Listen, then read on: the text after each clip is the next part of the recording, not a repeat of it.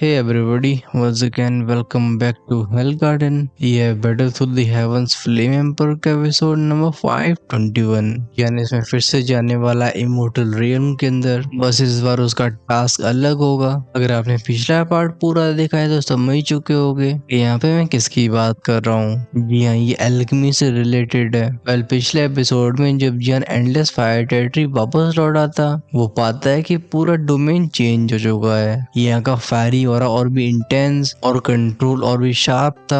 तब एक नौजवान जो कि खुद को ह्यूमन वर्ल्ड का सेंटर का इन्वॉय बोलता है, वो जियान को इनवाइट करने के लिए आता है। लेकिन जियान की सोल परसेप्शन में इसकी पोल खुल जाती है। हमें मालूम पड़ता है कि वॉलंग से का एक मेंबर है, जिसे उसके क्लैन के पेट्रियार्क ने जियान को ढूंढने के लिए भेजा है। लेकिन क्योंकि कायले ने बता दी कि जियान को इमोर्टल रियल में जाना है, तो वॉलंग सेक्ट में जाने की जिम्मेदारी फैंग बांदर और हंटियाना के कंधे पे आती है। वहीं विजियान याओक्लैन की पेट्रिया को ढूंढने के लिए चला गया था, जैसे इमोर्टल रियम के उस इनविटेशन के बारे में जाना जा सके। हम इस पार्ट की शुरुआत यहाँ से करेंगे। एंडलेस फायर टेरिटरी के अंदर जियान और बाकी के तीनों लोग याओक्लैन के पेट्रिया के रेजिडेंट में पहुंचे होते हैं। याओक्लैन के पेट्रिया के रहने की जगह काफी इम्पोजिंग थी।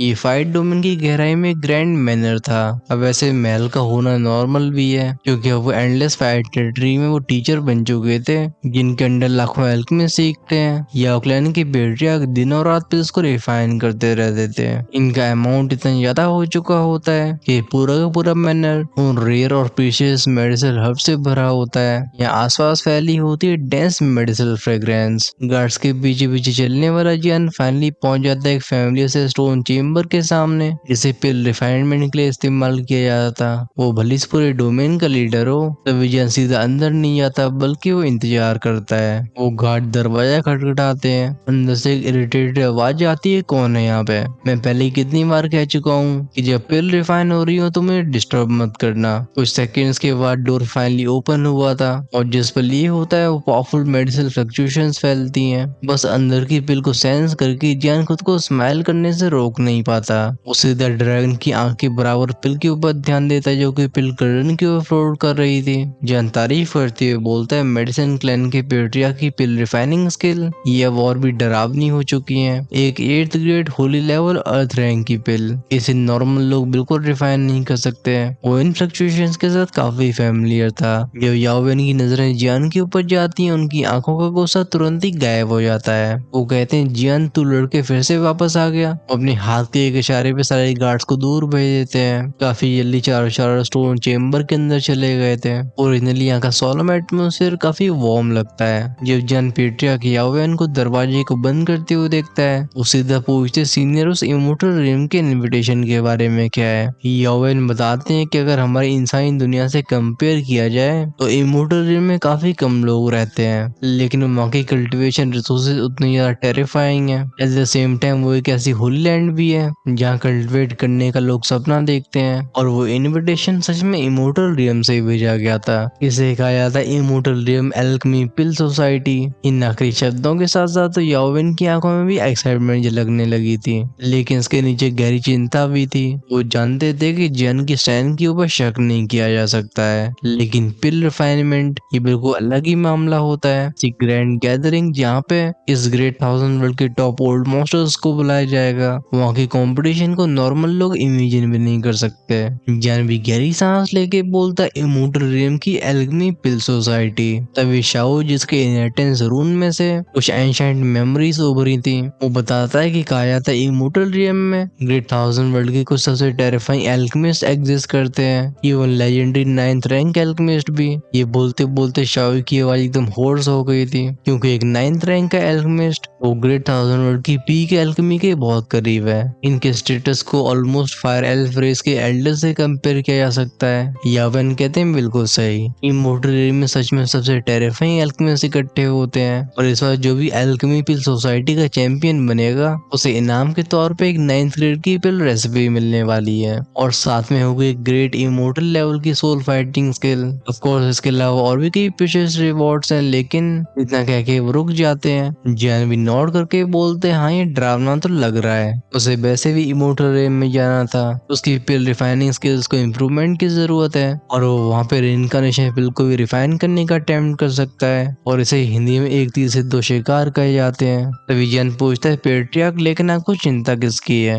अभी याओवेन के एक्सप्रेशन एक्सट्रीमली सीरियस हो गए थे। वो बताते हैं कि इमोर्टल रियम के अंदर ही कंपटीशन 3 दिनों में होगा और मुझे लगता है इसमें इमोर्टल रियम के सेंटर के लोग भी इन्वॉल्व होने वाले हैं, खासकर जब आउटर रियम की इविल फोर्सेस मचलने लगी हैं। कोई भी नहीं जानता कि वहाँ पे क्या अनएक्सपेक्टेड होगा। और हाँ, एक और चीज है, ये आइटम मुझे एक मॉन्क ने दिया है जो कि बुद्धिस्ट वर्ल्ड से आया था। उसने कहा ये तुम्हें बिलोंग करता है, इसलिए अभी ओरिजिनल ओनर के पास लौट रहा है। ये सुन के जस्ट जियान खुशी हुआ था। तभी याओवेन धीमी आवाज में कहते हैं हाउएवर यहाँ पे आने के दौरान उस मॉन्क के ऊपर हमला किया गया और उसकी जान चली गई है, लेकिन हमें मालूम पड़ा है कि अटैकर ने एक सफेद फ्लेम का इस्तेमाल किया था और फ्लेम बहुत मिस्टीरियस थी। अच्छी बात है कि मॉन्क ने पहले एक डाइवर्जन टेक्निक का इस्तेमाल कर लिया था, वरना वो आइटम किसी और के हाथ में लग चुका होता। ये बोलते बोलते याओवेन अपने आसपास फिर से देखते हैं, जो बार बार कंफर्म कर लेते हैं कि यहाँ पे और कोई मौजूद नहीं है। वो तभी ध्यान देते हैं अपनी उंगली की स्टोर रिंग के ऊपर। उनकी एक टैप पे एक ब्लैक स्टोन बॉक्स जो कि कई मीटर बड़ा होगा वो स्लोली अपीयर होता है। ये पत्थर का डब्बा जिस पर प्रकट हुआ था।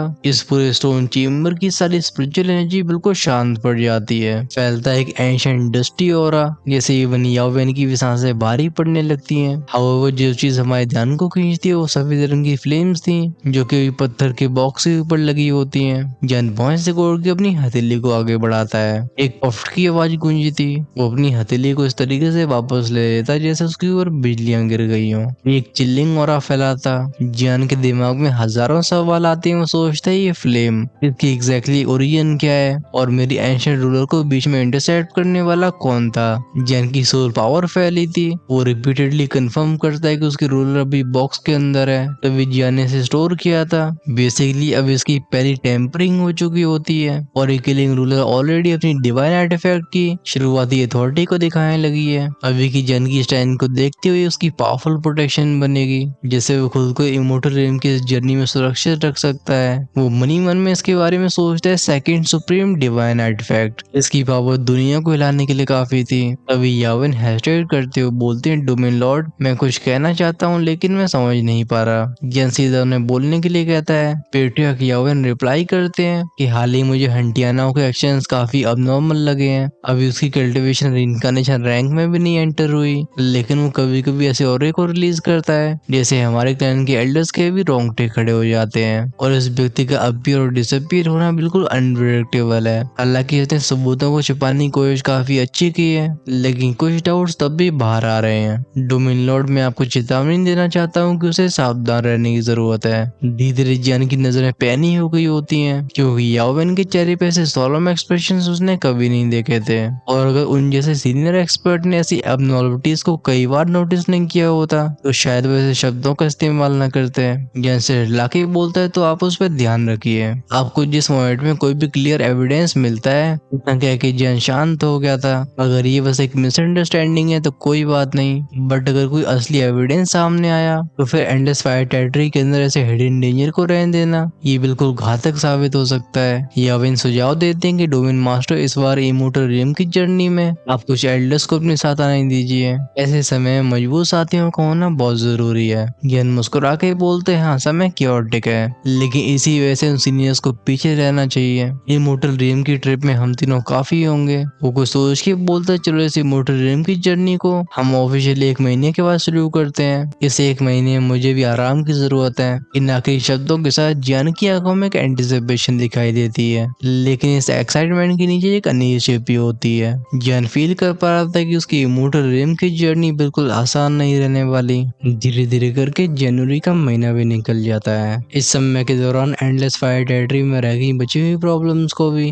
धीरे धीरे करके रिजॉल्व कर दिया गया था। जहाँ तक बात रही म्यूइंग, काइलिन और उन टॉप एग्जीक्यूटिव्स की, ये सब अपने भरोसेमंद सबॉर्डिनेट्स को बहुत ध्यान से ऑब्जर्व करते हैं, लेकिन इतने लंबे टाइम की मॉनिटरिंग के बाद भी इसमें कोई अबनॉर्मलिटी नहीं मिलती है। ऑफ कोर्स जिनके ऊपर ध्यान दिया जा रहा था उनमें हंटियाना भी शामिल था। बिना कोई कंक्रीट एविडेंस के कोई भी सख्त कदम नहीं उठाया जा सकता था। फाइनली हंटियाना और फेंग लाओ भी वॉलोंग से अकेले निकल जाते हैं। क्या ये दोनों ड्रैगन क्लैन के हेडक्वार्टर्स का पता लगा पाएंगे ये तो समय पे निर्भर करेगा। आखिरकार अगर फिनिक्स क्लैन से कंपेयर किया जाए तब भी ड्रैगन क्लैन के हेडक्वार्टर्स और भी छिपे हुए होते हैं। ये सीन एंडलेस फायर टेरिटरी के अंदर के स्पेशल पैसेज का था। काइलिन, म्यूइंग म्यूइंग, जूनर, जियान और शाओई यहाँ पे चुपचाप खड़े हुए थे। इनके पीछे कुछ बचे हुए हाई रैंकिंग मेंबर्स होते हैं। जियान के इमोर्टल रियल्म में जाने के मामले को फैलाया नहीं गया था, क्योंकि अगर इस चीज को पब्लिक कर दिया गया तो कई मुसीबतें आकर्षित हो सकती हैं। ये ग्रैंड हॉल जिसमें स्पेशल चैनल मौजूद था, अभी यहाँ पे कई अलग अलग तरीके के इमोशंस को फील किया जा सकता था। जियान पीछे मुड़ के काइलिन और म्यूइंग से सॉफ्टली बोलता है, अब मेरे जाने का समय है। हालांकि कहने को तो मैं इमोर्टल रियल्म में मेडिसिन पिल मीटिंग के लिए जा रहा हूँ, लेकिन हमारा ट्रू गोल कुछ मैटर्स को सीक्रेटली इन्वेस्टिगेट करना होगा। तब तक एंडलेस फायर टेरिटरी को फिर से तुम सबको संभालना होगा। वो काइलिन और यिंग की आंखों में गहरी नजरों से देखता है। जियान के इस जेस्चर में बहुत सारे मतलब छिपे होते हैं। जियान के अपने पाथ यानी कि रास्ते की वजह से वो लगातार हायर स्ट्रेंथ के पीछे भागता रहता है। वो चाह के भी अपनों के साथ पीछे नहीं रह जा सकता।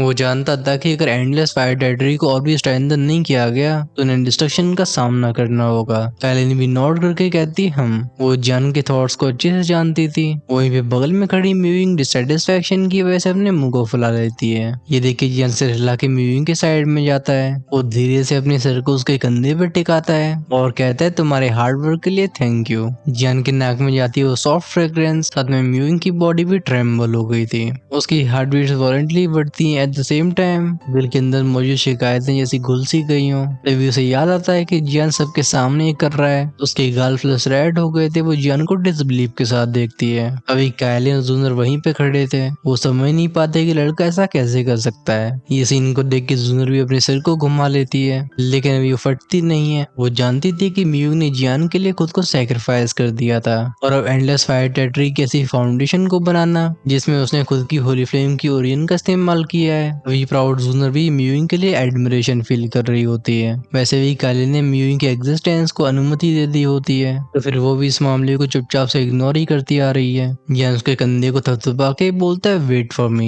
ये कहते उसकी बॉडी फ्लैश हुई थी। वो जूनर और बाकी के लोग सीधे चले जाते हैं स्पेशल पैसेज के अंदर। जूनर भी नोट करके बोलती है, लेट्स गो। हाउएवर इससे पहले वॉइड में घुल पाते, इस हॉल के अंदर कुछ और फ्लक्चुएशंस अपीयर होने लगती हैं। गूंजती हैं बैंग बज की आवाजें। पेस ट्विस्ट होता है, इसमें से ग्रेसफुल फिगर निकलती है। इस फिगर को देख के शाओई शॉक हो गया था। वो कहता है, ये प्रिंसेस जियानचन है। अब फिर होने वाली प्रिंसेस जियानचन की नजरें सबसे पहले जियान के ऊपर जाती हैं। एक्सप्रेशन हल्के से कॉम्प्लिकेटेड हो जाते हैं। फिर वो कैजुअल आवाज में कहती है, हाँ, ग्रैंड एल्डर ने तुम्हारे ऑरे को सेंस किया था। फिर उन्होंने फोर्सफुली एक चैनल को बना के मुझे यहाँ पे भेज दिया। मैं भी तुम्हारे साथ इस इमोर्टल रियल्म की जर्नी को करना चाहती हूँ, क्योंकि वहाँ पे हमारे फायर एल्फ क्लैन के भी कई ऐसे मामले हैं जिन पे ध्यान दिया जाना चाहिए, और हमारे फायर एल्फ क्लैन के इन्वॉल्व होने की वजह से तुम्हारा रास्ता भी थोड़ा शांत हो जाएगा। अभी वो जान की बॉडी से इनविजिबल प्रेशर को अच्छे से सेंस कर पा रही थी। क्लियरली फायर एल्फ क्लैन से बाहर आने के बाद जियान काफी ग्रो कर चुका है, और इसके बारे में ध्यान से सोच के चैनचिन जियान से कम्पीट करने की इच्छा छोड़ देती है। जब से फायर एल्फ क्लैन के अंदर वो इंसिडेंट हुआ था, इनकी प्रीजुडिसेस ऑलरेडी खत्म हो चुकी होती हैं। अब फायर एल्फ क्लैन पहले से कई गुना एकजुट है, एक नई खुशहाली से गुजर रहे हैं। और क्योंकि एल्डर्स के ऑर्डर्स थे, प्रिंसेस चैनचिन नेचुरली रिफ्यूज नहीं करती। जूनर और जियान भी एक दूसरे को देख के बोलते हैं, तो फिर चलो। प्रिंसेस चैनचिन सेकंड रिइंकार्नेशन के पीक पे थी। अगर इसमें उसके बैकग्राउंड और कई पावर्स की ब्लेसिंग को जोड़ दिया जाए तो उसकी बैटल स्ट्रेंथ सच में डरावनी है। ये जर्नी कंटिन्यू करते हैं। एक पॉइंट ऑफ टाइम की बात होती है जब जियान की नजरें वॉइड की गहराई में जाती हैं। लगता है यही इमोर्टल रियल्म का एंट्रेंस होगा, लेकिन तभी हम प्रिंसेस चैनचिन को कुछ दूर की तरफ इशारा करते हुए देखते हैं। वो कहती है, वेट, मुझे फायर एल्फ क्लैन को छोड़े हुए कई दिन हो चुके हैं, और इस समय के दौरान मैंने वॉइड के अंदर कई हिडन इविल फोर्सेस को सेंस किया। मैंने कुछ वीक मेंबर्स को कैप्चर करके जब तहकीकात करी तो मुझे मालूम पड़ा कि इनका टारगेट भी इमोर्टल रियल्म है। वो जान से पूछती, क्या हुआ, इंटरेस्टेड हो? वो जहाँ पे इशारा कर रही होती है, ऐसा लगता है वो जगह स्पेस के द्वारा रिएक्ट कर रही आ रही हो, जैसे पत्थर के ऊपर कोई गंदगी जम जाती है जो डिस्पर्स होने का नाम नहीं लेती। जैन भी सीरियस एक्सप्रेशन के साथ बोलता है, तो फिर रास्ता दिखाओ। इन शब्दों के साथ सबने अपनी प्रेजेंस को कंसील कर लिया था। फिर प्रिंसेस चैनचिन के बताए गए रास्ते को फॉलो करते हैं। ये अब एक नए स्पेशल पैसेज के थ्रू एक ऑमनेस रीजन में जा रहे थे। ये बिल्कुल हवा में पत्तियों की तरह बहते हैं। ये करप्टेड रीजन जो कि बस कुछ मीटर्स चौड़ा होगा। ये क्लियरली एक सीक्रेट एक्सचेंज पॉइंट था। जियान का ग्रुप बिल्कुल शोर नहीं मचाता। हमारा ध्यान एक झोपड़ी की तरफ जाता है। ये बिल्कुल फटी टूटी और गंदी सी झोपड़ी थी, लेकिन इसके अंदर डार्कनेस छिपी होती है, जिसमें से कोई पूछता है कैसी सिचुएशन है। तुरंत ही शेडोज में काले रंग का और धुआं इकट्ठा हुआ था। इसमें तो हरे रंग की सिंस्टर आंखें चमकती हैं हैं, जैसे चुपचाप से कम्युनिकेट कर रही हो। ये नई एंटिटी बोलती, माय लॉर्ड हमारा प्लान स्मूथली चल रहा है, इस बार कोई भी मिस्टेक नहीं होगी। वो झोपड़ी के अंदर का बीइंग बोलता है, तुम जानते हो कि इस मामले को पर्सनली डार्क डीमन लॉर्ड देख रहे हैं, अगर कुछ भी गलत हुआ कॉन्सिक्वेंसेस का तुम सामना नहीं कर पाओगे। जब वे शब्द खत्म होते हैं कानों में आती हैं कई चिल्लाने की आवाजें, लेकिन काफी जल्दी फिर से शांति फैल जाती है। वो और अपनी जगह से गायब हुआ था। फाइनली वो सॉवरेंट जिसने कुछ समय पहले रिपोर्ट करी होती है, राकिब बोलता है डैम इट, अगर इनके पास हमारे क्लैन की कमजोरी न होती तो आखिर ये हमें चमचों जैसे कैसे ट्रीट कर सकते हैं। वो धारता है कि मुझे से नफरत है। हाउएवर तभी हॉल के बाहर से गूंजती एक प्यारी सी आवाज जो कहती, योर एक्सीलेंसी आप काफी एंग्शियस लग रहे हो, वैसे आपका कहाँ पे जाने का मन है। इसी के साथ फैलती भयानक रिपल्स, सुनाई देती वैंग शावो शावो की आवाजें जो कि अपने साथ ओवरवेलिंग फ्लेम की वेव्स को लेके आ रही थी। ऐसी टेरिफाइंग बर्निंग सोर्स को फील करके वो अंधकार में छिपा वो बीइंग चिल्लाता है, फायर एल्फ। अभी उसकी बॉडी ऐसे जलने लगी हो, चारों तरफ रंग बिरंगे स्पार्क्स फैलते हैं। इससे चांचिंग की फ्लेम पूरे वर्ल्ड को ब्लॉक कर देती है, जिससे वो इविल एंटिटी यहाँ से भाग न सके। एट द सेम टाइम जन हैंडसीज को चेंज करके बोलता है, हेवनली डीमन अरे, एक मैसिव डीमन फॉर्मेशन जो कि करीब 100 मीटर चौड़ी होगी, वो तुरंत ही अपने आकार को लेती है। इसके अंदर से वेंगोंग की आवाज के साथ फैलता है वो ओवरवेलमिंग प्रेशर। दो रिइंकार्नेशन लेवल के जॉइंट सप्रेशन को फील करके वो शैडो किसी भेड़िए की तरह चिल्लाती है। उसका फिगर इल्यूजरी हुआ था, वो यहाँ से गायब होने की कोशिश करने लगा था, और इसकी मूवमेंट से बात बिल्कुल क्लियर होती है कि जानबूझ के दोनों को अवॉइड कर रहा है। लेकिन अनफॉर्चुनेटली ब्लैक शैडो बस इनकारनेशन की शुरुआत में होती है। ये जियान और प्रिंसेस चांचिंग का साथ में सामना कर नहीं सकता था। उस फ्लेम सप्रेशन की वजह से उसकी बॉडी ट्रेम्बल होती है। इसमें से सिजल की आवाजों के साथ कई ट्विस्टेड और अजीब से और लीक होने लगते हैं। इस शैडो की बॉडी में से निकलने वाली चमकीली रोशनी को प्रिंसेस चांचिंग तुरंत पहचान लेती है। वो कहती है, ओरा ये एक्चुअली में इमोर्टल रियम से कोई है। इमोर्टल रियम भी बाकी के रियम से अलग नहीं था, फर्क होता है इनकी एनर्जी कल्टिवेशन में, जो कि कई रंगों की चमक को रखती है। एक बार में से कोई भी पहचान सकता था। यानी बहुत से कोड के बोलते हैं तो ये इमोर्टल रियम से है, लेकिन फिर इविल रेस के चमचे कैसे बन सकते हैं? वो कोड आवाज में कहता है, बोलो। फॉर्मेशन पैटर्न्स का ग्लो बढ़ता है, यहाँ का स्पेस वाइब्रेट करने लगा था। इनमें से निकलती ऐसी सप्रेसिंग फोर्स हम जिसके प्रेशर में वर्ल्ड को चटकते हुए देखते हैं। बेसिकली इससे पहले जो शैडो गायब हुई थी वो बिना किसी डाउट के एक्स्ट्रा टेरेस्ट्रियल इविल रेस की थी, लेकिन जियान ने इसे अलर्ट नहीं किया। वो फ्लेम्स बुझ की आवाजों के साथ उस फिगर के शरीर से लेयर बाय लेयर और को जलाती रहती हैं। कुछ ही समय में सामने आती है इसकी ट्रू अपीयरेंस। वह ये होता है एक मेल फिगर जिसे पीछे से मल्टी कलर्ड हालो ने ढक रखा था, और हम इसके सीने के सामने एक मिस्टीरियस एम्बलम को चमकते हुए देखते हैं जो कि स्ट्रेंज फ्लक्चुएशंस को रेडिएट करता है। जैसे प्रिंसेस चांचिंग इस चीज को देखती है वो वॉइस से कोड की बोलती है, मार्क ये इमोर्टल रियम 3 हेवंस को बिलोंग करता है। ये सुन के जियान और बाकी लोग दूसरे की आंखों में देखते हैं। साफ तौर पे इस नई जगह के बारे में कुछ ज्यादा जानते नहीं होते हैं। वेल हालत तो तुम्हारे भाई की भी कुछ ऐसी ही है। अगर आप जानते हो कि प्रिंसेस चांचिंग किसके बारे में बात कर रही है तो डेफिनेटली कमेंट्स में लिख के बता सकते हो। बेसिकली अगर ना भी बता पाओ तब भी कोई बात नहीं है, नेक्स्ट एपिसोड में इसके राज तो खुलेंगे ही, और जियान इमोर्टल रियम में भी एंटर करने वाला है। बेसिकली हमारा ये वाला एपिसोड एक कनेक्टिंग पॉइंट था। आर्क की शुरुआत होगी नेक्स्ट पार्ट से, जिसमें हमें नए फिगर्स इंट्रोड्यूस करवाए जाएंगे। साथ में हम जानने वाले एक नई होली फ्लेम के बारे में। अगर आप उसे मिस नहीं करना चाहते हो चैनल को सब्सक्राइब करके बेल आइकन के बटन को ऑन करके रखना, जिससे रिलीज होती वीडियो सबसे पहले आपके पास पहुंचे। वहीं पे अगर आप नेक्स्ट एपिसोड को आज ही देखना चाहते हो तो डेफिनेटली हिस्सा बन सकते हो चैनल की मेंबरशिप का। मोस्ट लाइकली आज से इमोर्टल गॉड्स लेवल के मेंबर्स के लिए भी उनके पूरे 3 एपिसोड्स एक्स्ट्रा हो जाएंगे। आप भी अपने लेवल्स को वहाँ पे अपग्रेड कर सकते हो और रह सकते हो स्टोरी में सबसे आगे। ज्यादा डिटेल्स के लिए चेकआउट करो ज्वाइन बटन को जो चैनल की होम पेज जो सब्सक्राइब के साइड में मिलेगा। तब तक के लिए दिस इज गुड बाय।